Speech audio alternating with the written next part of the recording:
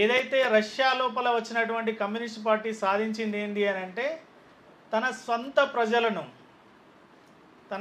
ప్రజల్ని 1,20,00,000 మందిని ఊచకొత కోసారు. అందులో తన ఉద్యమ సహచరులు ఉన్నారు,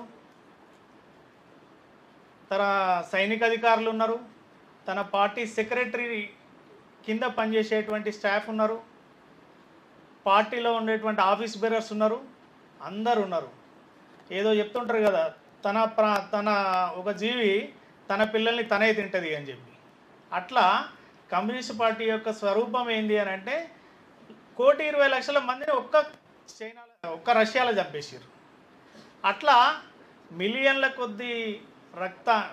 కొద్ది మనుషుల్ని, గ్యాలన్ల కొద్ది రక్తాన్ని ప్రవహింపజేసింది కమ్యూనిస్ట్ పార్టీ ప్రపంచం అంతటా కూడా. కంబోడియాలో తీసుకోండి, లేకుంటే చైనాలో తీసుకోండి, ఎక్కడ తీసుకున్నా కూడా రక్తపాతం అనేది దాని యొక్క స్వరూపం, రక్త దాహం అనేది దాని యొక్క నేచర్. అందుకోసం అని చెప్పే మీరు ఎక్కడన్నా తీసుకోండి, ముందు మనుషుల్ని చంపాలి అని అన్న తర్వాతనే సిద్ధాంతం చెప్తారు. ఏం సిద్ధాంతం రా బాబు మీది అని అంటే ఫస్ట్ చెప్పే ముచ్చట ఏంది అని అంటే తుపాకీ గొట్టం ద్వారానే రాజ్యాధికారం. తుపాకీ గొట్టం అనేది ఇట్ సెల్ఫ్ మనుషుల్ని చంపడం కోసం పెట్టుకున్నటువంటి ఒక పరికరం. మనుషుల్ని చంపడం కోసమే ఒక సిద్ధాంతం ఉండడం అనేది అమానవీయము, అదేవిధంగా మానవతకే మచ్చ అన్నట్టు.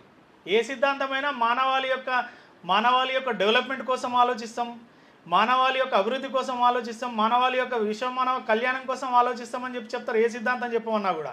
కానీ వీళ్ళ సిద్ధాంతం ఫస్ట్ స్టార్ట్ అవుడే తుపాకీ గొట్టం ద్వారానే రాజ్యాధికారం సాధించడం, ప్రజల్ని ఒప్పించి మెప్పించి రాజ్యాధికారం సాధిస్తామని చెప్పి కమ్యూనిస్ట్ పార్టీ చరిత్రలో ఎక్కడ కూడా లేదు, ఎక్కడ కూడా చెప్పలేదు, ఎక్కడ కూడా ప్రాక్టికల్గా కూడా చేయలేదు. ఎక్కడైనా కూడా మనుషుల్ని చంపాలి, రాజ్యం గుంజుకోవాలి, ఇది వాళ్ళ సిద్ధాంతం. ఈ సిద్ధాంతానికి అనుగుణంగానే 1946లో మనమున్న గడ్డపైన కూడా ఒక సాయుధ పోరాటం పేరుతో సాయుధ రైతాంగ పోరాటం, రైతులు ఉన్నారా లేకపోతే కార్మికులు ఉన్నారా లేకపోతే ఎవరున్నారా అనేది తర్వాత, పదజాలం మాత్రం చాలా అద్భుతంగా ఉంటుంది. సాయుధ రైతాంగ పోరాటం పేరుతో ఇక్కడ నిజాంకు వ్యతిరేకంగా మేము పోరాటం చేస్తామని చెప్పి ప్రజల్ని కూడగట్టిన తర్వాత 1946లో ఇక్కడ కమ్యూనిస్ట్ పార్టీ సాయుధ పోరాటానికి పిలుపునిచ్చింది. కొంతమంది ప్రజలు నిజంగానే రజాకార్ల యొక్క అణచివేతకు, రజాకార్ల యొక్క అత్యాచారాలకు వ్యతిరేకంగా కమ్యూనిస్ట్ పార్టీలో చేరారు. కానీ ఇక్కడ ఒక తెలంగాణలో ఉన్నటువంటి ఏ పల్లెని అడిగినా చెప్పే విషయం ఏంటంటే దిన్కా రాజా, రాత్కా రాజా. దిన్కా రాజా ఎవరు? రజాకార్లు. రాత్కా రాజా ఎవరు అని అంటే కమ్యూనిస్టులు. కాబట్టి రాత్రంతా వీళ్ళు రాజ్యం వెళితే పొద్దంతా వీళ్ళతో ఇబ్బందులు పడితే రాత్రంతా వాళ్ళతో ఇబ్బందులు పడేదని చెప్పి ఏ ఏజ్డ్ పీపుల్ని అడిగినా కూడా తెలంగాణలో ఉన్నటువంటి వాళ్ళు చెప్తూ ఉంటారు. కాబట్టి వీళ్ళతో ఉన్నటువంటి అనుభవాలు ఏంటి అని అంటే ఫైనల్గా మళ్ళీ తన ప్రజల్ని తను చంపడమే తన యొక్క సిద్ధాంతం. అట్లా 1948 సెప్టెంబర్ 17 రోజు ఇక్కడ పోలీస్ యాక్షన్ తర్వాత స్వాతంత్రం వచ్చింది తెలంగాణకి. నిజాం లొంగిపోయిండు. కానీ నిజాం లొంగిపోయిన తర్వాత ఆపేయాల్సిన కమ్యూనిస్ట్ పోరాటాన్ని ఇక్కడ ఆపకుండా ఏమన్నారు, మేము భారతదేశం మొత్తాన్ని విముక్తి చేస్తాం, విప్లవం ద్వారా విముక్తి చేస్తాం, సాయుధ పోరాటం భారతదేశం పైన సాయుధ పోరాటం చేస్తామని చెప్పి నెహ్రూ దళాలపైనే మేము మా సాయుధ పోరాటం అని చెప్పి సాయుధ పోరాటాన్ని కొనసాగిస్తారు. ఎప్పటిదాకా 1951 దాకా. కానీ 51లో వాళ్ళు మళ్ళా ఇప్పట్లాగానే చర్చలని చెప్పి ప్రభుత్వాలు ఎంత ఎంబడి పడ్డా కూడా చర్చలకు రామని అంటారు, విప్లవం వస్తుంది అని అంటారు.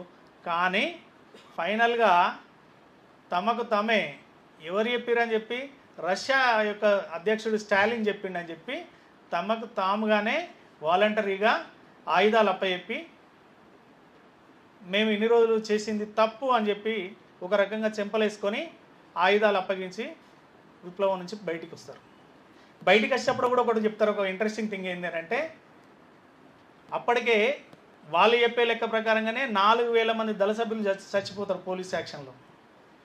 4,000 మంది చనిపోయేదానికి రికార్డు మెయింటైన్ చేస్తారు. కానీ సాధారణ ప్రజలు 8,000 మంది చనిపోతారు, 8,600 మంది చనిపోతారు సాధారణ ప్రజలు. వాళ్ళ యొక్క రికార్డు గురించి కమ్యూనిస్ట్ పార్టీ ఎక్కడ మాట్లాడదు. చివరికి పుచ్చలపల్లి సుందరయ్య గారు తన ఆత్మకథలో ఏం రాసుకుంటాడు అని అంటే మేము ఇక్కడి ప్రజల్ని, ఇక్కడ ఉన్నటువంటి సంస్కృతి సంప్రదాయాలను, ఇక్కడ ఉన్నటువంటి ప్రజలను, ఇక్కడ ఉన్నటువంటి ప్రజల యొక్క ప్రజాస్వామిక ప్రియత్వాన్ని మేము అర్థం చేసుకోలేకపోయినాం. అర్థం చేసుకోలేక మేము డ్రాప్ అయిపోతున్నాం ఇందులో నుంచి వెళ్ళి అని చెప్పి తన ఆత్మకథలో రాసుకుంటాడు.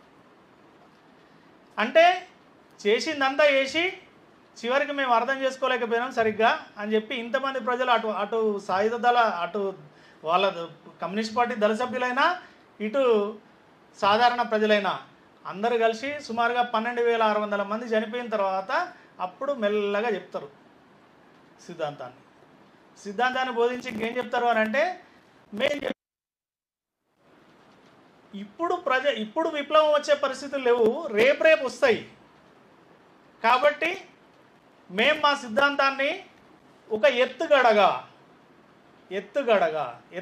అంటే టాక్టిక్, మా సిద్ధాంతం ఎప్పటికీ మారదు, తుపాకీ కొట్టడం ద్వారా రాజ్యాధికారం రావాల్సిందే.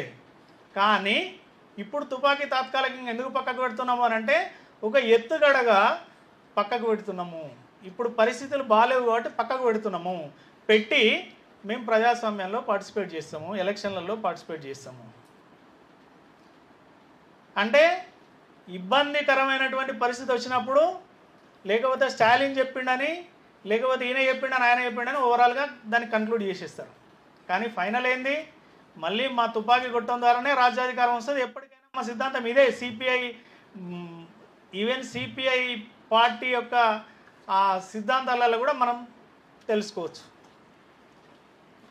ఆ తర్వాత 62-64 మధ్యలో వార్ వస్తుంది చైనాకి భారత్కి చైనాకి వార్ వచ్చినప్పుడు కూడా ఇదే పరిస్థితి కనిపిస్తుంది. కమ్యూనిస్ట్ పార్టీ యొక్క కార్యకర్తలు నిట్ట నిలువుగా చీలిపోతారు. ఎందుకు చీలిపోయారు అంటే పేద ప్రజల కోసం కాదు, భూమి కోసం, భుక్తి కోసం, పేద ప్రజల విముక్తి కోసం కాదు. ఎవరి కోసం చీలిపోతారు అని అంటే ఒక బ్యాచ్ చైనా కోసం చీలిపోతుంది. ఎందుకంటే చైనా భారత్ మధ్యలో యుద్ధం అవుతుంది కాబట్టి ఒక బ్యాచ్ అంతా చైనాకు మద్దతు ఇస్తున్నాం. అమాయక చైనా మీద భారతే దాడి చేస్తుందని చెప్పి ఉల్టా మాట్లాడతారు. అమాయక చైనా పైన భారత్ దాడి చేస్తుందని చెప్పి ఉల్టా మాట్లాడతారు. ఈ మధ్యకాలంలో సిపిఎం విజయన్ కూడా ఒక మాట మాట్లాడతాడు. కేరళ సీఎం ఏం మాట్లాడతాడంటే అమాయక చైనాను చాలా రకాలుగా ఇబ్బంది పెడుతున్నారు ఇజ్రాయెల్, అమెరికా, భారత్ కూటములు కలిసి ఆర్ఎస్ఎస్ యొక్క డైరెక్షన్లో అని చెప్తాడు. అట్లనే ఆ రోజు కూడా సిపిఐ రెండుగా చీలిపోయి ఒక బ్యాచ్ అంతా కూడా మేము చైనాకు సపోర్ట్ చేస్తాము, రెండో బ్యాచ్ ఉంటుంది అసలు సిపిఐ వాళ్ళు భారత్కు సపోర్ట్ చేస్తాం. ఎందుకోసం? భారతదేశం కోసం కాదు మేము సపోర్ట్ చేసేది, రష్యా భారత్కు సపోర్ట్ చేస్తుంది కాబట్టి మేము కూడా భారత్కే సపోర్ట్ చేస్తాం. ఒకవేళ రష్యా చైనాకి సపోర్ట్ చేస్తే మేము అందరం కలిసి చైనాకే సపోర్ట్ చేసేవాళ్ళం. ఇది వాళ్ళ యొక్క సిద్ధాంతం. ఎక్కడ చూసినా కూడా విదేశాలు ముఖ్యంగా రష్యా, చైనా ఏ లైన్లో నడిస్తే ఒక జోక్ ఉంటుంది అన్నట్టు వీళ్ళపైన. వర్షము రష్యాలో పడితే ఇక్కడ గొడుగు పడతారు అన్నట్టు, ఎందుకంటే వాళ్ళ మీద వాన పడొద్దని చెప్పి. చైనాలో వర్షం పడితే ఇక్కడ తుమ్ముతూ ఉంటారు. కాబట్టి అట్లా సిపిఎంగా విడిపోతారు. విడిపోయిన తర్వాత వాళ్ళని నెహ్రూ గవర్నమెంట్ జైల్లో పెడుతుంది. అప్పుడు దాన్ని ఏమంటాము, ఆర్ఎస్ఎస్ చాలా క్రియాశీలమైన పాత్ర పోషించి ఆర్మీకి చాలా రకాల సేవలు అందిస్తుంటుంది.